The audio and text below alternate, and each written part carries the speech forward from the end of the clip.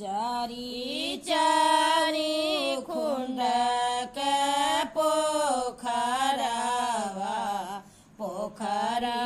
जल से भरी चारी चारी खुंड के पोखरवा पोखरा जल से भरी तेही पैठी छठी माई नहाली सेवा कायड़ रे परठार तेही पैठी छठी माई नहाली सेवा कायड़ रे परठार पहिराना पावन राम पियरिया दौरा घाटे पहुँचा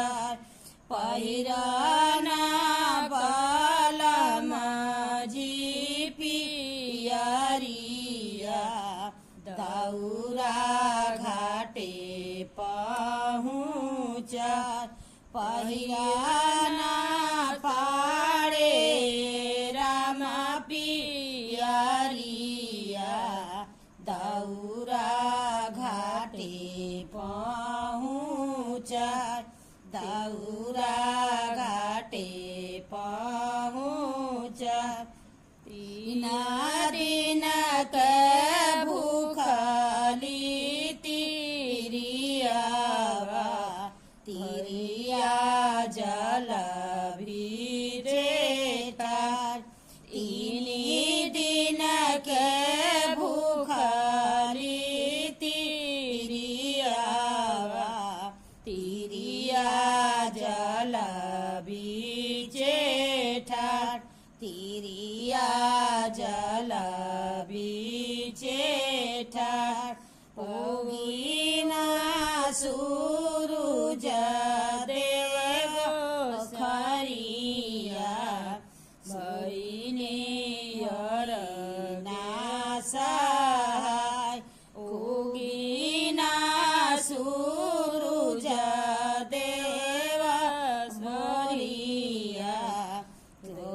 बहुई नासहाय बाबा होई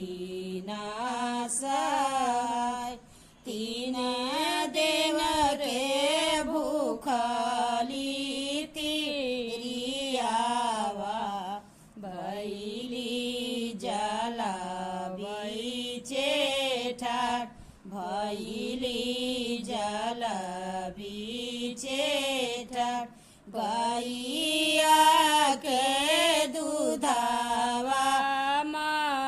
मंगाइली भैया देई नायरग गैया के दूधवा ले आइले पी